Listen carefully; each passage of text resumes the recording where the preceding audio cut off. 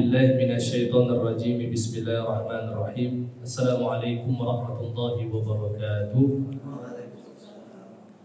Innal hamdalillah nahmaduhu wa nasta'inuhu wa nastaghfiruh wa na'udzu billahi min shururi anfusina wa min sayyiati a'malina. May yahdihillahu fala mudilla lahu wa may yudlil fala hadiya lahu.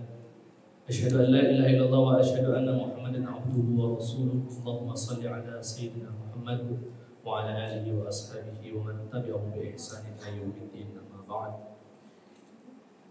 Bapak Ibu yang dirahmati Allah Subhanahu wa taala, yang pertama, yang paling utama adalah kita panjatkan puji syukur atas kehadirat Allah Subhanahu wa taala yang masih memberikan kita nikmat yang paling tinggi, nikmat yang paling besar, yaitu nikmat iman, nikmat Islam, nikmat kesehatan, nikmat kesempatan, nikmat taufik, nikmat hidayah, serta nikmat-nikmat yang lainnya. Sehingga dengan nikmat tersebut Allah Subhanahu wa taala mengizinkan kita dan juga merayu hati kita untuk bisa melaksanakan kewajiban sebagai seorang mukmin, sebagai seorang muslim, kewajiban salat maghrib secara berjamaah yang dilanjutkan dengan tafaqquh fiddin, sama-sama dalam menjalani dan juga mendalami ilmu agama Allah Subhanahu wa taala. Semoga Allah Subhanahu wa taala catat apa yang kita lakukan pada hari ini termasuk amalan-amalan ahli surganya Allah Subhanahu wa taala. Amin ya rabbal alamin. Salawat dan salam selalu kita sampaikan kepada Rasul kita, Nabi kita, guru kita, tauladan kita, Rasulullah sallallahu alaihi wasallam. Semoga salawat selalu tercurah kepada beliau, sunnah selalu kita lakukan pagi dan petang, supaya Allah Subhanahu wa taala memberikan kecintaan kepada baginda Nabi, memberikan kecintaan kita semakin cinta kepada baginda Nabi sallallahu alaihi wasallam, dan juga Allah Subhanahu wa taala melalui nabinya memberikan syafaat di hari kiamat. Dan yang paling penting, Rasul sallallahu alaihi wasallam bersama kita di surga Allah Subhanahu wa taala. Amin rabbal alamin. Bapak-bapak, ibu-ibu yang dirahmati Allah Subhanahu wa taala, untuk keberkahan kedua kalinya kita buka pengajian kita pada hari ini dengan melafazkan lafaz al-basmalah. Bismillahirrahmanirrahim. Bapak Ibu yang dirahmati Allah Subhanahu wa taala, insyaallah pada pertemuan kali ini kita akan melanjutkan di bab yang baru. Kemarin alhamdulillah kita sudah menyelesaikan bab thaharah itu. Sebenarnya pembahasan tentang thaharah ini, bersuci ataupun bersih, suci ataupun cara bersuci, ini masih panjang. Cuman kami fokuskan kepada pembahasan tentang apa itu thaharah, apa itu air, apa itu wudu, apa itu mandi, apa itu tayamum, dan hal-hal yang penting yang berhubungan dengan bagaimana cara membersihkan najis, bagaimana cara membersihkan hadas, sehingga hal-hal tersebut bisa kita laksanakan, bisa kita pahami, sehingga ketika masuk ke dalam bab selanjutnya kita tidak sulit di dalam memahami dan juga memenuhi syarat di bab setelah thaharah, yaitu bab salat. Maka jadi bapak-bapak, ibu-ibu, walaupun sudah selesai pembahasan tentang thaharahnya, tetap kalau ada hal-hal yang ingin ditanyakan, insyaallah akan kita sama-sama diskusikan dan insyaallah akan kita selesaikan bersama tentang pembahasan thaharah tersebut. Insyaallah pertemuan kali ini kita akan membahas tentang bab yang baru, yaitu bab salat. Di antara bab yang paling penting, bukan bab yang lain penting, tidak, paling penting yaitu pembahasan tentang salat. Dan kami juga tidak akan terlalu mendalami pembahasan tentang salat, karena apa Pak? Di buku-buku fikih biasanya, apalagi fikih seperti yang kami bawa ini, ada fikih punya Wahbah Zuhaili. Jadi mausu'ah, bahasa kita tuh ensiklopedia fikih, yang di dalamnya itu mungkin lebih dari 4 mazhab. Pembahasan tentang sholat itu bisa 2 jilid buku ini. Tapi kita tidak bahas secara detail, secara terperincinya.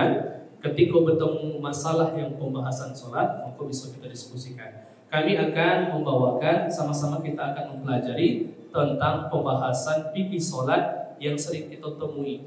Apa itu rukun sholat, apa itu sunnah sholat, kemudian apa itu hal-hal yang membatalkan sholat, serta pembahasan-pembahasan yang berhubungan dengan sholat.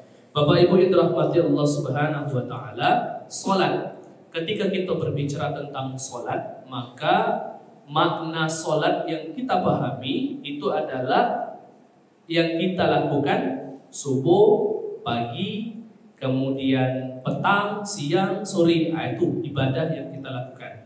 Padahal ketika kita berbicara tentang makna sholat, di dalam bahasa Arab sholat itu banyak maknanya, Pak Bu. Sholat itu bisa bermakna doa. Jadi doa itu seperti di dalam ayat Al-Quran surat Taubah, wassalli alaihim inna salataka sakanun lahum. Allah Subhanahu wa taala mengatakan di sana di dalam ayat tersebut, wassalli alaihim, salatlah kepada mereka, salatlah bagi mereka. Makna dalam ayat surat Taubah ini, salat ini adalah doa lahum bil maghfirah, minta ampunkan untuk mereka, ampunan kepada Allah Subhanahu wa taala. Kemudian kita juga makna salat yang lain bisa artinya istighfar, bisa artinya rahmat, bisa artinya kedamaian. Contoh Pak, ketika kita sering mendengar terkhusus ketika sholat Jumat tadi Pak, innallaha wa malaikatahu yusholluna 'alan nabi. Allah dan malaikat bersalawat kepada Allah. Ya ayyuhalladzina amanu shallu 'alaihi wa sallimu taslima. Wahai manusia yang beriman, bersalawatlah kepada Nabi. Makna 3 salawat yang disebutkan di dalam ayat tersebut berbeda galau. Ya, ulama berbeda pendapat tentang makna. Kami bisa menggunakan di antaranya mungkin menggunakan salah satu ulama Imam Bajuri menjelaskan bahwasanya makna innallaha wa malaikatahu yusholluna 'alan nabi, Allah bersalawat dan malaikat bersalawat, bukan cara kita sallallahu alaihi Muhammad, bukan. Salawat Allah itu artinya Allah Subhanahu wa taala memberikan rahmat kepada Nabi Muhammad sallallahu alaihi wasallam, berarti rahmat. Kemudian ketika malaikat bersalawat artinya mendoakan, ya, ataupun meminta ampunkan untuk baginda Nabi sallallahu alaihi wasallam, itu bersalawat. Nah, yang kita bersalawat adalah makna dari salawat yang sesungguhnya, yaitu memberikan doa, memberikan kedamaian, memberikan kesejahteraan bagi baginda Nabi sallallahu alaihi wasallam. Itu makna salat. Namun yang kita pelajari pada hari ini, yang akan sama-sama kita pelajari, bukan makna salat tersebut, adalah salat sesuai dengan ilmu fikih. Apa itu? Al-aqwal wal af'al. Jadi salat itu Pak Bu, isinya adalah perkataan dan perbuatan. Cuman perkataan dan perbuatan. Dakati bayang-bayang. Jadi tidak masuk dalam kategori salat ketika kita salat itu bentuknya membaca dalam hati ataupun membaca Al-Fatihah di dalam pikiran kita. Karena arti salat itu adalah al-aqwal, perkataan yang diucapkan, wal af'al, perbuatan yang dilakukan. Lagi masuk dalam pembahasan rukun, Pak. Di antara rukun itu adalah membaca Al-Fatihah. Banyak Pak di antara kita ketika melaksanakan salat, Allahu Akbar, langsung baca Al-Fatihah dalam hati. Kemudian tiba-tiba langsung rukuk. Al-Fatihah yang dibaca tidak dianggap membaca karena apa? Bukan perkataan, tetapi hayalan ataupun sebuah kata yang terbenak di dalam pikiran dan hati, bukan lafaz. Karena makna salat adalah al-aqwal, perkataan. Berarti di dalam salat itu ada perkataan, ucapan, gerakan lidah, bibir dan sebagainya. Wal af'al, dan juga perbuatan. Angkat tangan, rukuk, sujud, sampai ketika tasyahud kita naikkan tangan kita, itu adalah bagian dari salat, perkataan, perbuatan. Batas perkataan perbuatan ini muftatah bit takbir, dimulai ketika takbir. Jadi dianggap seorang salat itu ketika dia takbir Allahu Akbar, terus disebut dengan takbiratul ihram. Setelah melaksanakan takbir ini, maka diharamkan untuk melakukan yang bukan dari perkataan dan perbuatan dalam salat. Wa mukhtatam, dan juga ditutup dengan salam. Jadi ketika buka dengan takbir, ditutup dengan salam, di antara takbir dan salam itulah yang dinamakan salat. Akhirnya kita masuk yang lebih dalam, Pak. Ada kami pernah dengar, kami tidak tahu Ustadz itu dapat dari mana. Ditanya Ustadz di TV. Ya, kami tidak menyebutkan merek. Kami lupa membaca Al-Fatihah. Jadi mak mano di rakaat pertama, mak mano Ya sudah Bu. Nah, dijawab oleh ustadz ataupun ustazah itu. Setelah salam baca Al-Fatihahnya. Setelah salam baca Al-Fatihah. Pertanyaan, salam tadi itu masuk dalam sholat? Tidak, karena makna sholat adalah perkataan, perbuatan di antara takbir dan salam. Ketika dilaksanakan di luar salam, maka bukan bagian dalam sholat. Jadi intinya, Pak, ayo kita masuk di dalam pembahasan, mana kalau lupa dan sebagainya. Itu. Tapi pahami dulu bahwasanya ketika berbicara tentang sholat itu perkataan, perbuatan, dimulai dengan takbir, ditutup dengan salam. Itu makna sholat. Dan terpenuhi di dalamnya ada syarat-syarat di dalam pelaksanaan. Ini penting juga. Itu tentang makna sholat.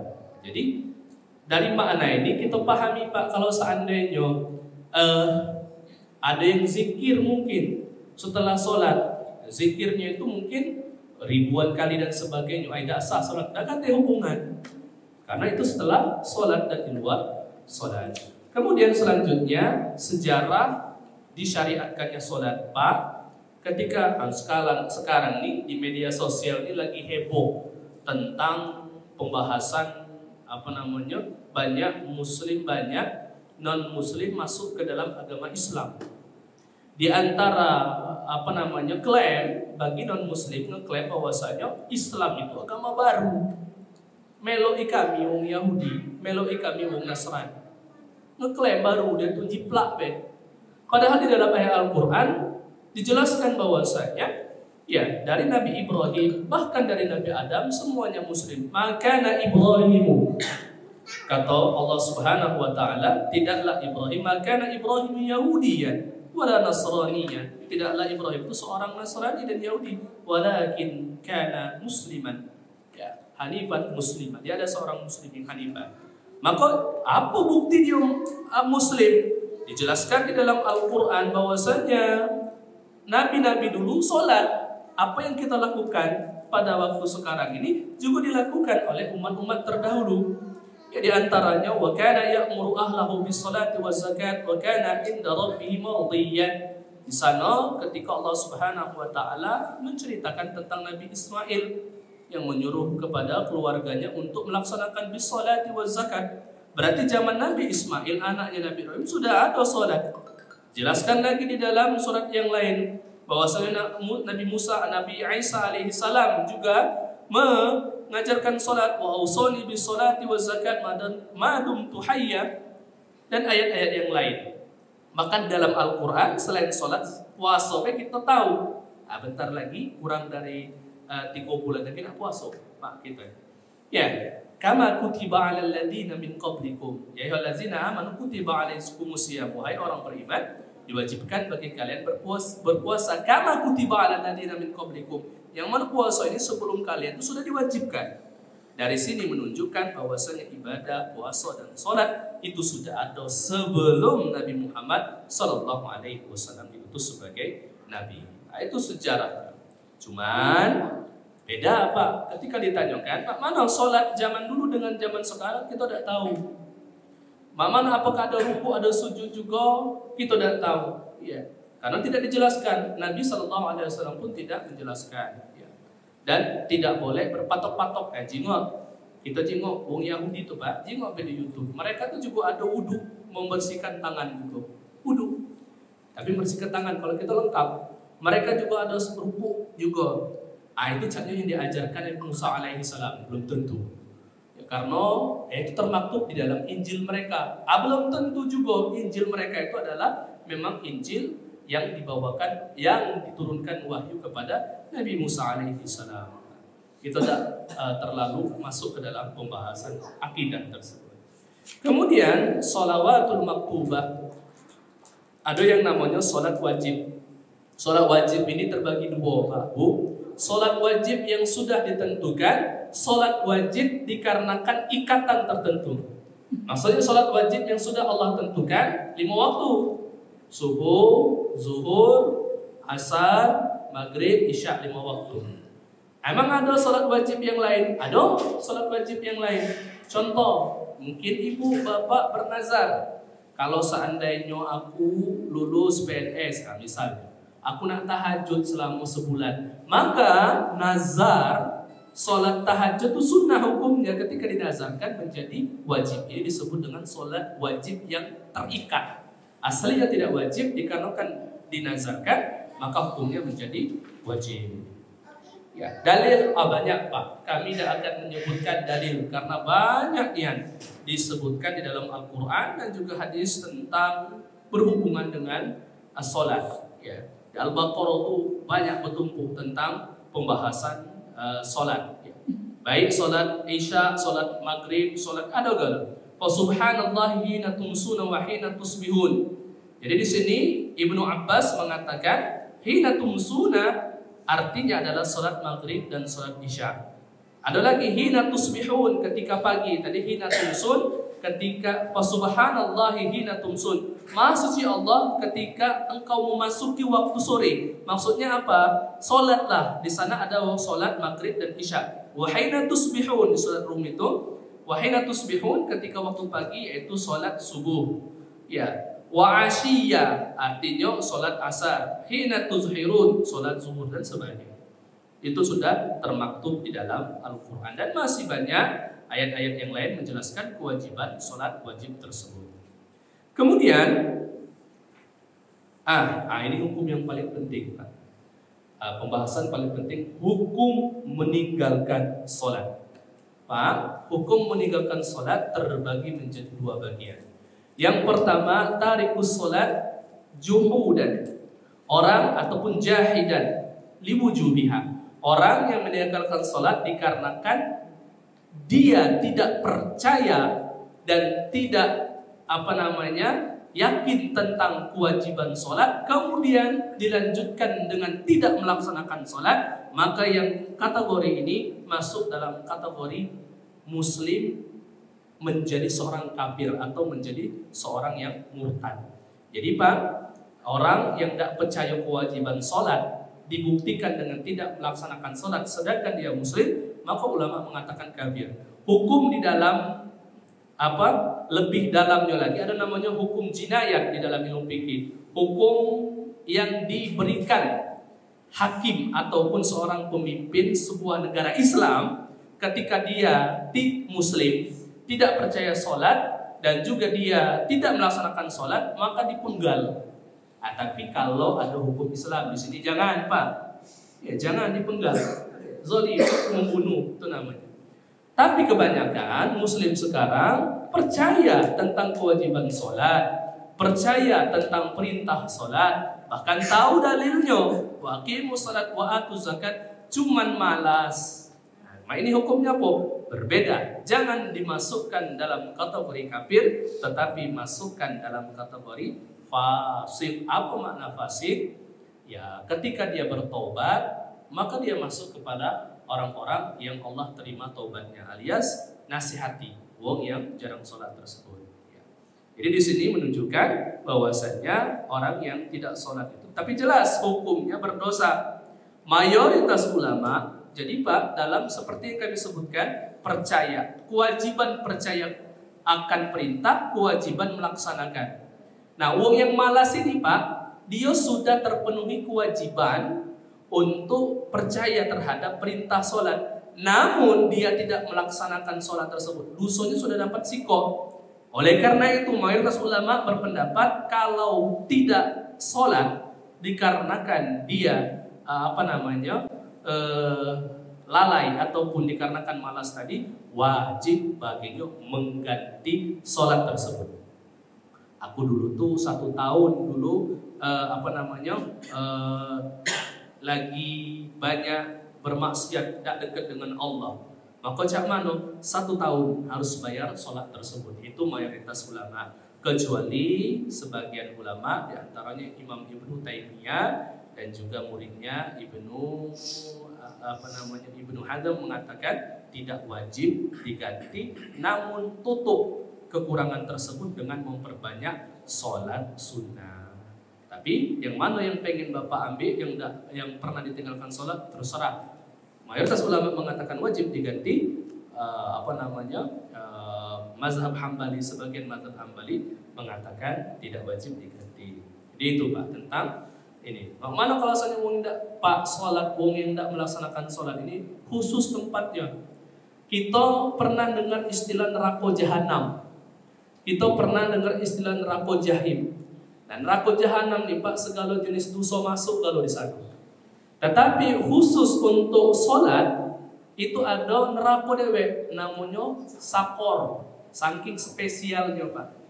Hukumannya memang tidak tahu kan. Yang pastinya neraka sakor ini khusus VVIP bagi mereka yang tidak melaksanakan sholat, baik yang sengaja ataupun yang dia bentuknya memang tidak percaya. Mak mana kalau kami rupo ataupun yang mana kalau seandainya kami ketiduran, tidak masuk dalam kategori yang mendapatkan dosa. Kemudian selanjutnya auqat as-salat as-salawatil mafruḍah. Untuk waktu salat mungkin kita sudah ada jadwal. Maka mungkin tidak mesti kami jelaskan. Paling Pak untuk waktu salat ini setidaknya kita tahu tentang mana ciri-ciri tanda masuknya waktu sholat. Mungkinlah kita pada suatu masa itu teknologi dakati, listrik lah mati. Karena dalam sebuah hadis ulama juga menjelaskan akhir zaman lagi Pak, balik ke zaman Nabi dulu kita. Nah maka mana seorang mukmin harus tahu juga mana tanda awal waktu sholat. Subuh, waktu sholat subuh Pak, ketika fajar sodik mulai kelihatan. Jadi fajar itu kelihatan dua. Ada fajar sodik, ada fajar kadhib. Kalau fajar kadhib itu tuh ada cahaya di tempat matahari terbit, namun tidak merata cahayanya. Itu namanya fajar kadhib. Kalau fajar sodik, matahari belum timbul, cumanlah sudah ada terang sedikit kejingoan. Itu disebut fajar sodik. Itulah awal sholat subuh. Kemudian waktu zuhur itu Pak, pucuk pala kita matahari condong atau tergelincir bahasanya itu ketika dipucuk tergelincir sedikit, nah itulah waktu zuhur. Waktu asar jingok kebe. Kalau seandainya matahari bayangan dari tubuh kita itu ya bentuknya lebih panjang daripada bendanya, maka itu sudah masuk waktu asar. Waktu maghrib mudah, jingok kebe matahari lah tenggelam. Waktu maghrib, isya lebih mudah lagi dan panjang waktunya. Mendak kejinguan lagi sinar dari matahari ataupun sinar merah dari matahari tempat dia terbenam, maka itu sudah masuk waktu asar. Dan itu telah dijelaskan dalam hadis Nabi alaihi salatu wassalam. Kemudian yang terakhir Pak, pembahasan tentang waktu-waktu yang dimakruhkan untuk sholat sunnah. Jadi Pak ada waktu-waktu yang kalau baca jangan melaksanakan sholat sunnah. Yang pertama inda istiwa illa yaumul jum'ah, ketika waktu sudah pertengahan. Maksudnya ketika sebelum sholat zuhur itu Pak, kalau baca jangan laksanakan sholat sunnah ya. Kecuali hari Jumat. Hari Jumat itu dibolehkan. Ba'da sholati subhi hatta tartafi syamsi karamhi fin nadar. Setelah sholat subuh, jangan langsung sholat, jangan sholat dulu, tunggu sampai matahari terbit. Nah, matahari sudah terbit, tetap jangan sholat dulu, tunggu dari tempat terbitnya sampai naik qadhu ramhi kata Rasul.